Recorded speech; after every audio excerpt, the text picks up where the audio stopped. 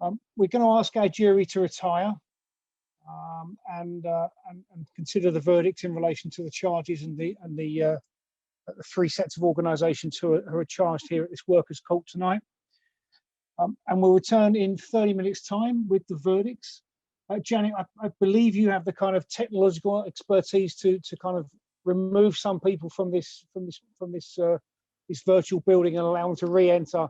Let's say 7:41. Okay, right. I'm going to move people into the waiting room who are not members of the jury, and then move you back out again at 7:40. Okay. Yep. Might take me a while. Thank you very much.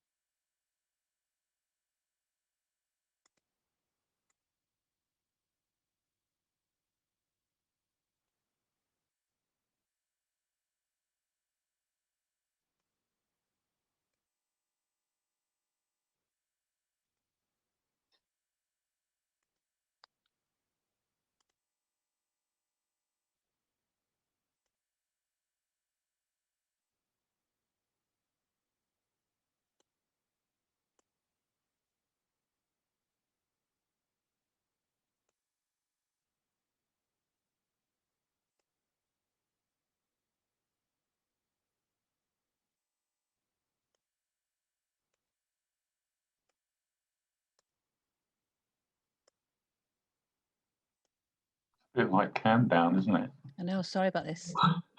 Down to 27 now, I see. How many more have we got to go? 25. I wonder if anybody can put themselves in the waiting room. Oh,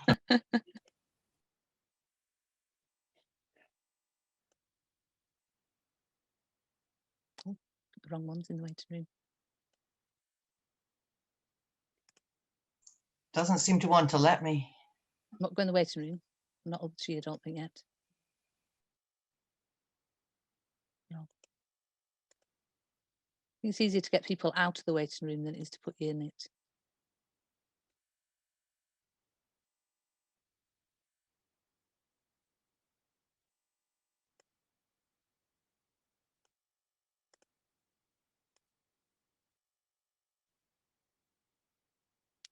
There.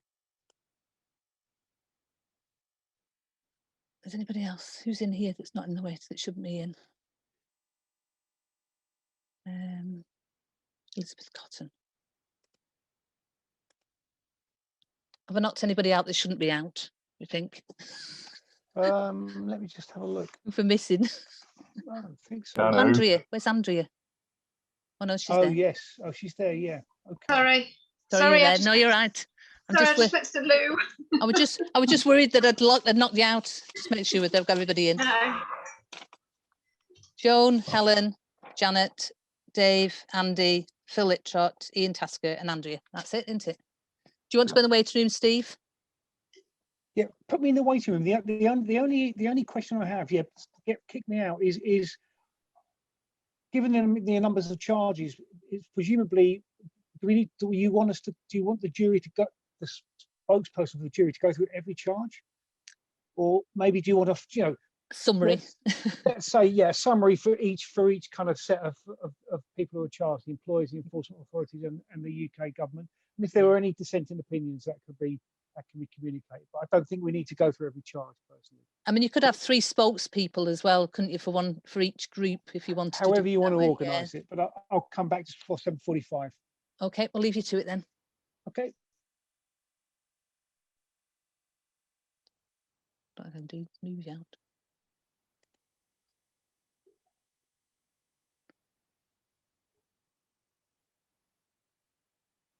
Okay, it's over to you lot. I'm going to come out as well. Hello, everyone. Hi. It's probably going to be a very fairly quick verdict, I would have thought. I'm thinking it's the opportunity, isn't it, for us to make a restatement as part of our. Yeah. One of the things that I was doing while people were speaking, I was trying to capture like quotes from each speaker, so we could potentially put something together that, well, maybe we should just formally say everybody assuming we're guilty of all charges. I don't know if maybe we should start with that and just make sure that is the case, that everybody's agreeing with that, and then move on to therefore what kind of a statement we want to make. Who's going to give the statements? Not me. I think just volunteers, won't it be? Yeah, not me. I'm going to claim, because I've just come out of hospital after surgery. I'm still feeling crap. But should we just go through and just everybody, or should it just be if anybody wants to say that they've got a doubt on any of the things to? Sorry. I don't know who's got any doubts about guilty or anything. Don't expect there will be, but just. I think I would not a not guilty verdict, but I think that when we're talking about the HSE, I think we need to make it clear that we're talking about the HSE leadership. And I mean, a few people who spoke made it very clear that they weren't talking about the inspectors or the HSE staff, and I think that we should make that very clear as well when we sort of do our report back. I mean, I wonder whether do you think it's useful just to go through like the three, well, the employers, well, the government, employers, enforcement, and like you say, Helen, just maybe pick out sort of 2 or 3 quotes or bits of evidence, if you like, just in support of each. I know you wouldn't do that normally as a jury, you'd just say guilty or not guilty, but it might be worthwhile, just like you say, just using 2 or 3 pieces of what we've heard, 2 or 3 examples. Do we want to weight them all the same? Isn't there an element of the controlling hand here, in that I would see the government as the key, the principal players, employers influence them, and HSE has shamefully done their bidding. But I think it would be good to start with the government and emphasise it all flows from the government and their policies and practices. Can we? I know we can't add charges, right? but honestly, I like the evidence we've heard. Like there's a lot, and I'm thinking about, look at the employers. It's all failed.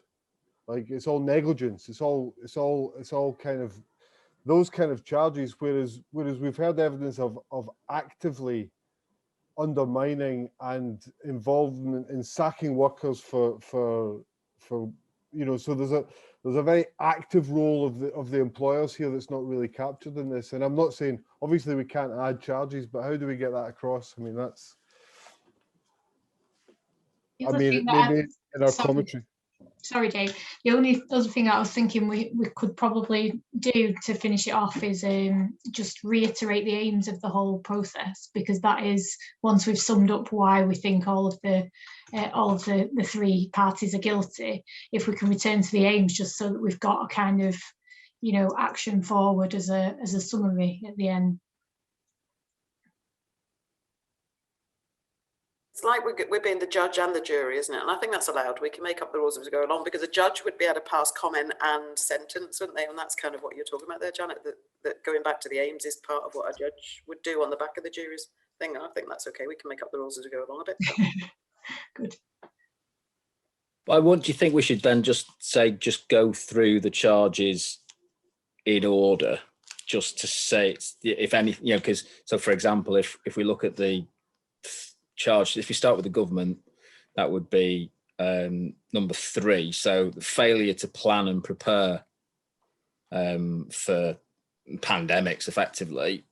And then, so one of the examples would be, the privatisation, deregulation, underfunding of the health and social care sector, for example, well, across all sectors, I suppose. And we heard that from all the witnesses, didn't we, I think, or many of the witnesses. in particular in relation to NHS, I think it was Karen Reisman, wasn't it, who said that, you know, many hospitals were working at you know, full capacity. They didn't have any spare capacity, so they couldn't. There was no plan because there couldn't be, which would be the first. That'd be 3.1, wouldn't it? I suppose. So I've not actually got a copy of the charges. Have you all got a copy of the charges in front of you? Because I was sort of taking notes when Steve was talking, but I don't think it was in that email that Janet sent round yesterday. Yeah, so it's like below all the, or above all the adjoining information, I think. Oh, okay, right. I'll just try and look at that.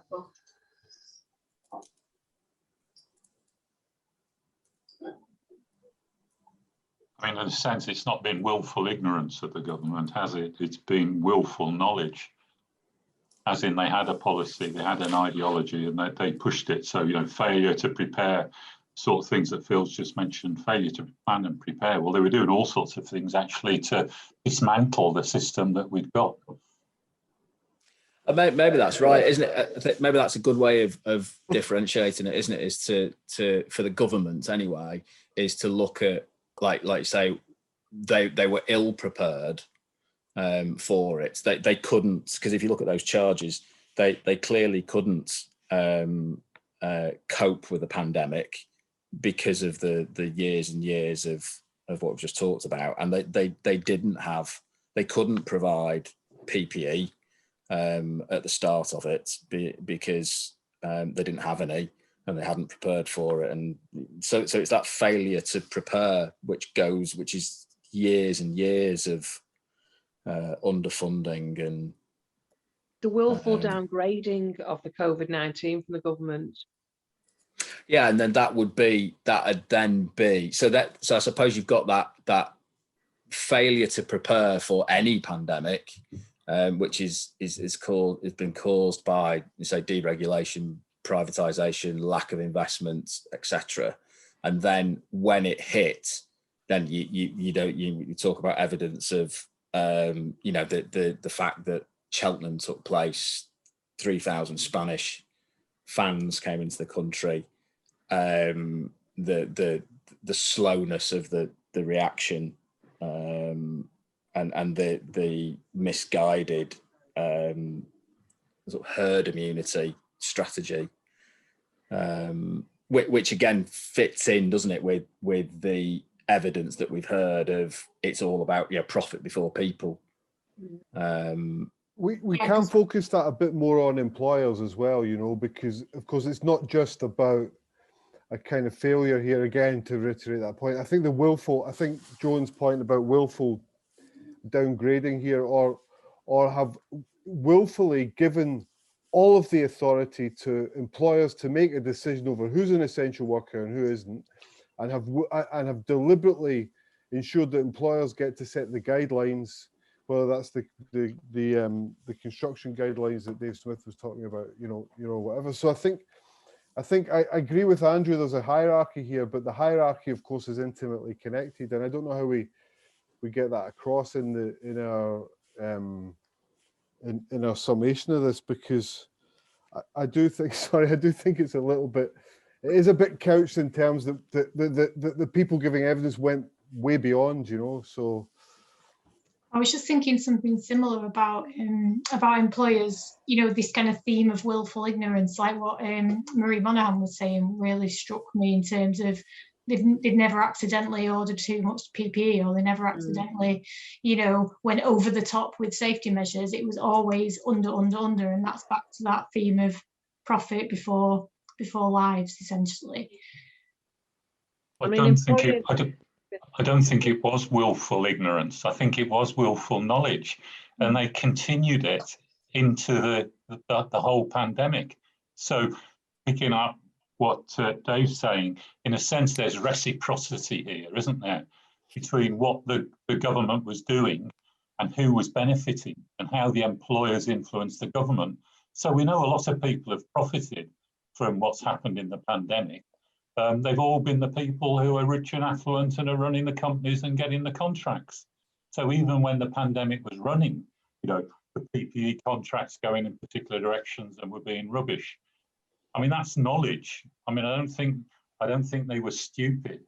I think they were rewarding the people who support them.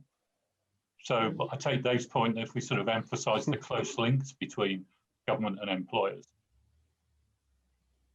Sorry, Sorry, sorry, Andrea. sorry. I just lost my connection then, so I didn't hear. I just missed the last little bit, but so you might already have said this, but I was just going to say the witnesses talked about the government being reckless, didn't they? And I think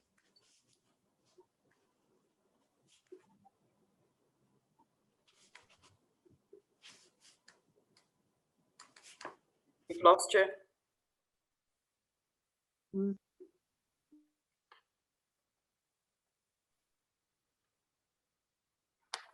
Can I tell what I was going to say before we lost her? Employers followed public health guidance and government guidance, and they put everybody, you know, this is what we're doing. But what employers failed to do was try and improve on those guidance. If they'd have improved to show a better, we can do this better than the government are saying, and we can do this better than public health are saying, things wouldn't have been as bad. So for me, employers willfully just ignored any trade union reps' advice to put better guidance in. Yeah, that's a good point.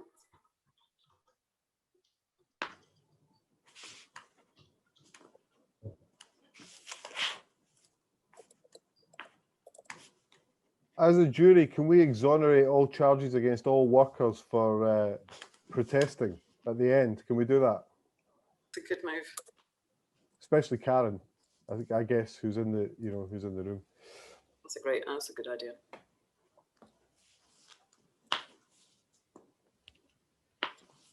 So we begin. So what we're gonna. So I think what we're saying is we're going to start by saying we have found the government in the first instance absolutely culpable, and then go through some of the things you said. And on the back of that, I think your point just there, Joan, was excellent, to say the employers have then relied on that guidance and failed, and therefore guilty as well. I think that's a really good way of linking those two together. And the HSE has been a willing, if not player, in supporting the above. And then I think that's a great ending. The jury also exonerates all workers who have faced disciplinary action, blah blah blah, or been fined, particularly Karen. I think that's a great. That'd be a good ending. I wrote down that quote about. I think it was two quotes that stood out to me that I think I would like to make sure we include as well. The whole thing about racism didn't feature at all in the report, that we have to mention within our stuff here. But I thought that quote was really powerful about the mix of where's my quote? A dangerous cocktail of race and class. Sorry. Yeah, that's exactly it. The dangerous cocktail of race and class. That I think we have to just quote that really, and that the root cause was not genetics, but in the structural and institutional racism in workplaces. That's really powerful. I think that we need to specifically. I agree, Helen, and I think the phrase that stuck with me is what Janet Newsham said at the end about social murder. Yeah. Definitely. Helen, are you going to be our spokesperson?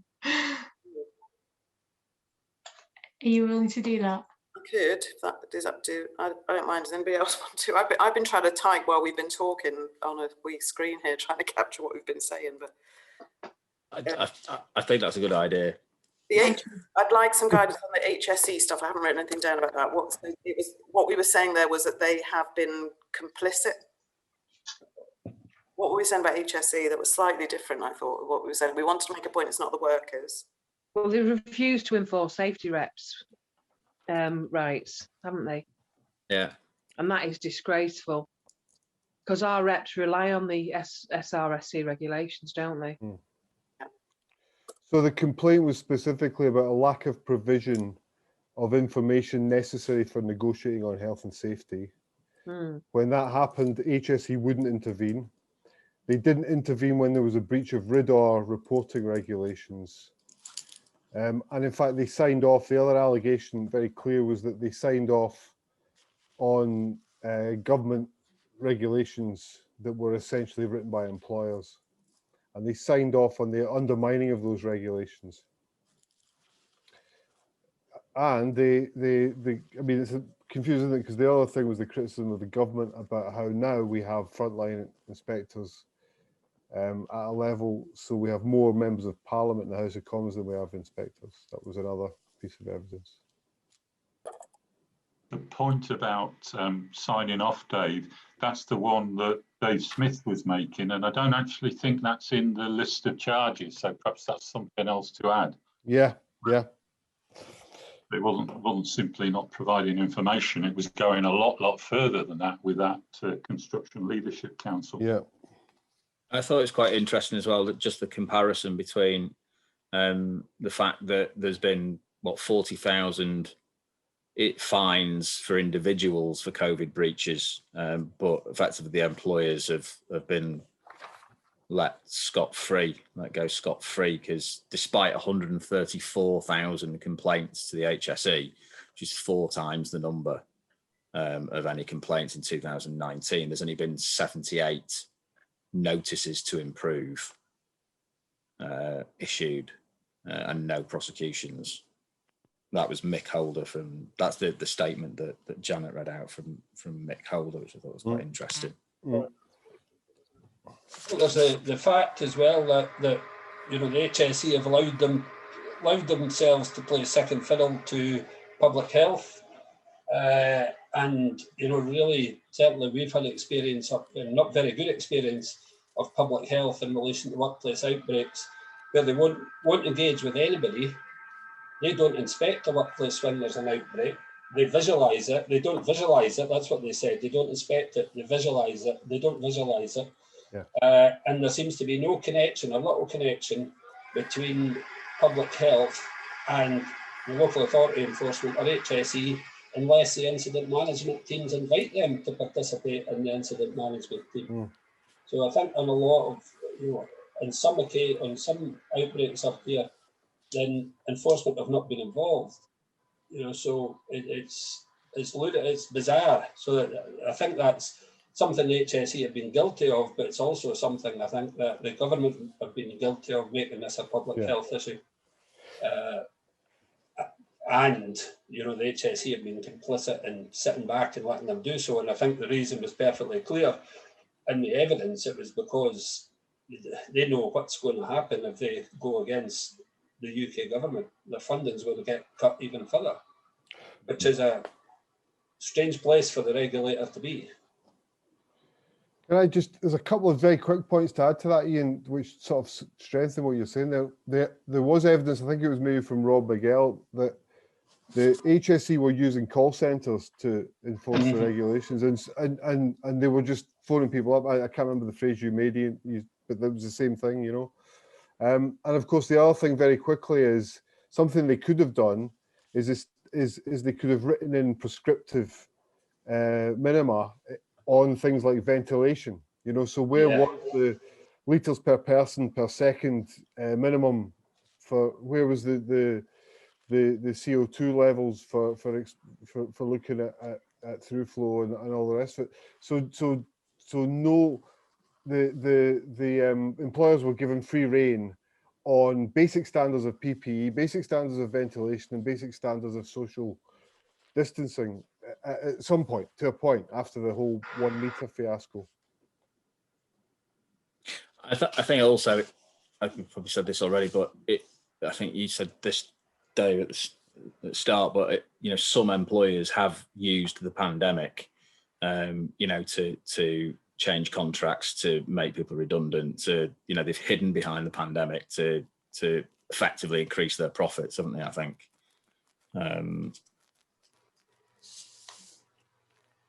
Well, and they've taken furlough money to do so as well. Yeah.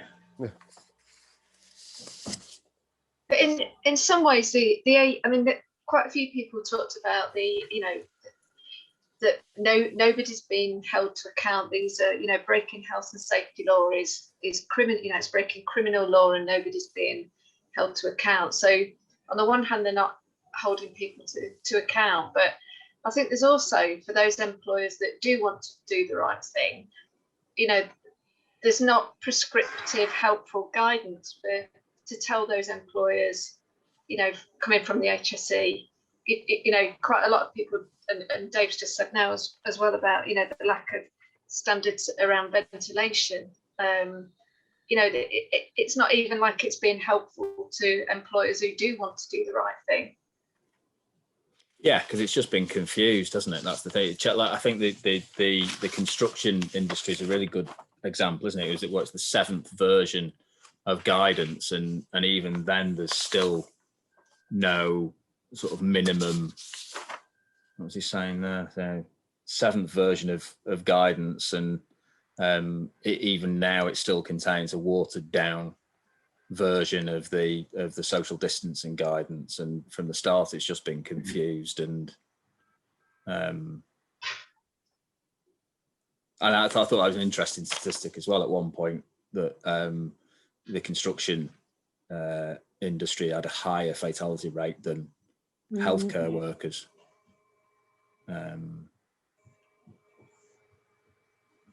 And again, just in terms of like employers, again, using the pandemic and sacking workers who either raise concerns or, you know, post stuff on social media about the lack of PPE, and that victimisation of workers seems to have got worse during the pandemic rather than disappeared.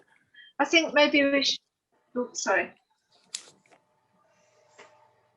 I was just going to say, if we could mention Mo Mania, because I'm really shocked that he's been sacked. You know, he's been kind of flagged up as an unsung hero at London buses, and, you know, done all that stuff to keep people safe. And yeah, I'd only just heard that. I'm really shocked that he's been sacked by his employer. What's his name again? Sorry. Mo Mania. I mean, he's spoken at, you know, hazards conferences, and he's just, yeah, and he's kind of, you know, just had loads of publicity about all the good stuff that he's done outside the union movement, you know, not just in the union movement, but kind of, you know, just much more generally than that. Yeah, you know, and saved a lot of people's lives at the end of the day. Yeah, so I think that's really shocking in terms of, you know, employers, what employers are doing. We could do with saying something about the RIDDOR, because the advice that HSE put out for RIDDOR was so poor in the beginning. I don't think anybody understood it. And employers used the fact that they did that not to report workplace COVID deaths.